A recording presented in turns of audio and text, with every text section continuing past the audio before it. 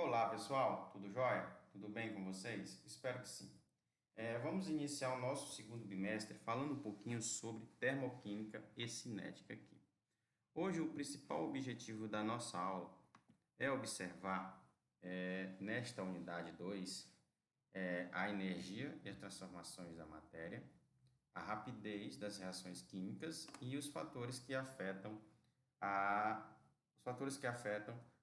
rapidez das transformações químicas. Primeiro passo, quero que a gente hoje que a gente faça o compromisso do seguinte. Nós vamos observar primeiro dessa unidade 3 aqui, né? Vamos falar primeiro da a energia e a transformação. Primeiro, tem esse texto aqui, né, que ele é muito interessante para dar início à nossa aula.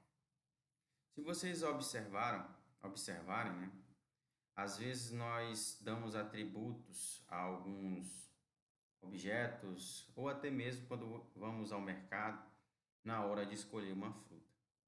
Quais são esses atributos? Pela sua cor. Primeiro, o que eu posso observar em um fruto que ele pode ser consumido ou não consumido quando eu vou comprá-lo no mercado ou numa feira? Eu observo a sua cor, né? Quando ele está verde, né? Quando ele não está na forma agradável de ser consumido, eu observo uma coloração. E quando ele está na forma ideal de ser consumido, eu observo ele de outra coloração. Por exemplo, alguns frutos, eles têm o escurecimento ali da sua casca, né? Isso vai estar ligado a um tipo de reação que é catalisada por uma enzima. Por exemplo, algum fruto tem uma coloração verde e com o passar dos dias, quando você coloca ali na sua casa ou lá no mercado mesmo, você consegue observar que tem um escurecimento da sua casquinha ali. E aí ele pode ser consumido. Isso é uma consequência, né, de uma enzima, né, que ela vai catalisar a reação para que o fruto amadureça de uma forma mais rápida. O que é um catalisador? Catalisador é algo que vai acelerar a minha reação, certo? E aí, pessoal, como consequência da ação da enzima, nós podemos observar algumas alterações no sabor e na textura desse alimento. Quando você consome um alimento que ele está verde, ele tem um determinado sabor. E quando você consome um alimento que ele está maduro, né, que ele está pronto para ser consumido, ele vai ter outro sabor e outro tipo de textura, certo? Ou seja, o amadurecimento dos alimentos, ele sofre uma transformação para poder ser consumido. E aí isso vai envolver um consumo de energia e uma liberação de energia para que ocorra esta transformação. Neste capítulo, tanto eu como vocês vamos perceber que é possível prever a ocorrência ou não de uma reação química. Você vai conseguir observar a rapidez com que elas se processam, e você também vai conseguir observar os fluxos energéticos envolvidos nas reações químicas, ok? E aí, pessoal, aqui tem três questõezinhas para refletir. Queria que vocês tentassem fazer elas, né? São questões simples, vocês só vão tentar fazer e vão tentar responder, beleza? De acordo com tudo isso que eu falei aqui para vocês, joinha? E aí, para iniciar a nossa aula, nós iremos para a parte onde falaremos da parte de termoquímica primeiro, né? Que é a parte que a gente vai estudar a energia e as transformações da matéria. Eu vou falar um pouquinho sobre os estados físicos e entalpia, se possível, entrarei na entalpia e variação de entalpia padrão e equações químicas e depois lei de Hess, certo? Isso aí, claro que é uma aula que a gente vai aprendendo com o passar dos dias, certo? Tranquilo? Vou primeiro tentar falar para vocês sobre os estados físicos e entalpia. Primeiro passo, vamos observar uma figura aqui, esta figura. Quando você observa esta figura aqui, pessoal, ó, esta figura aqui, peraí, que eu estou tentando trazer o mouse de volta aqui, não estou conseguindo mais, aqui. Quando você observa esta figura A aqui, ela é o ciclo da água, né? O ciclo da água ele vai ser o quê? Um fenômeno natural que vai constituir na mudança dos determinados estados físicos da matéria, igual você pode observar aqui na imagem A, né? Esse título é Estados Físicos e Entalpia, certo?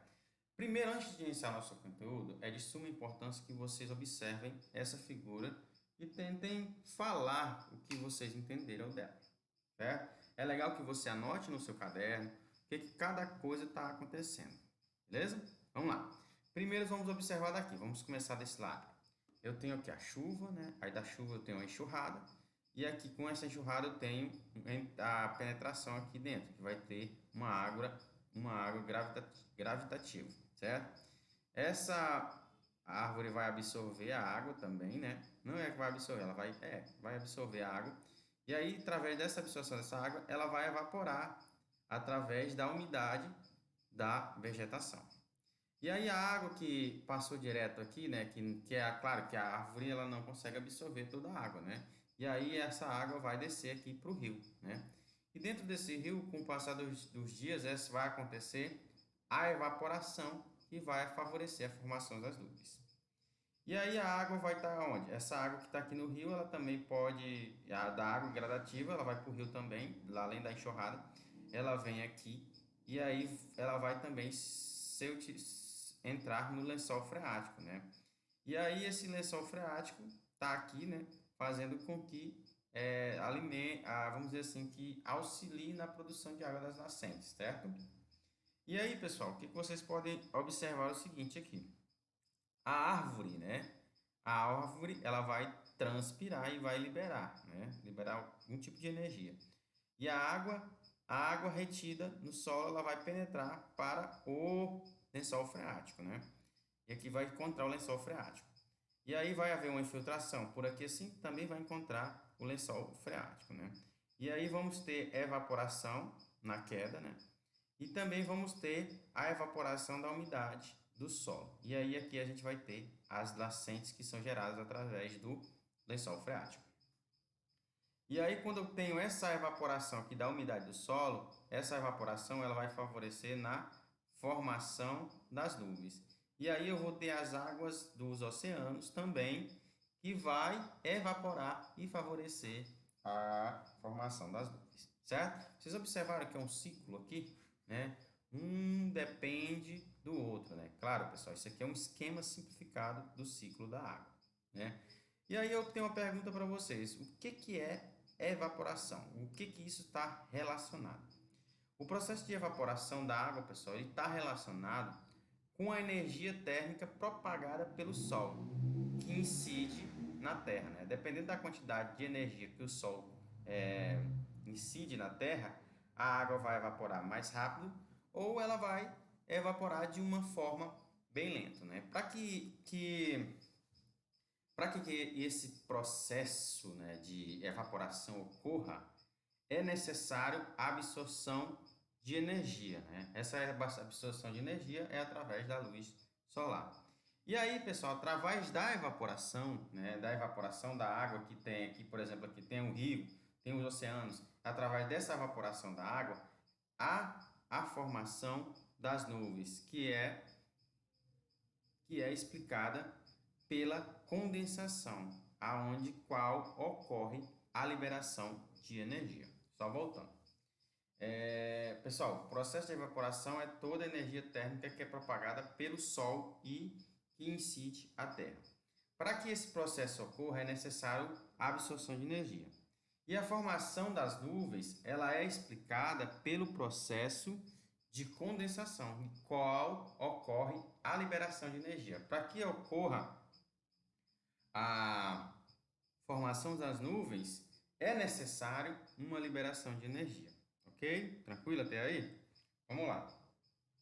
A quantidade de energia envolvida em cada um desses processos aí, pessoal, se dá pela absorção e liberação, né? Que está relacionadas nas atrações das partículas da água. Ou seja, quando eu falo assim, como assim, quantidade de energia? A absorção liberada está relacionada com as modificações das atrações entre as partículas, né? Ou seja, Ou seja, haverá interações Haverá interações intermoleculares, né? Quais são as atrações elétricas que vai acontecer entre os átomos de uma molécula e outra molécula. Ou seja, é o que eu quero falar com você. É que vai haver uma interação. Tipo assim, eu tenho os dedos da mão e coloco as duas mãos juntas, eu estou falando que está havendo uma interação entre eles. Vamos dizer que é uma interação elétrica. Eles estão se aproximando, certo?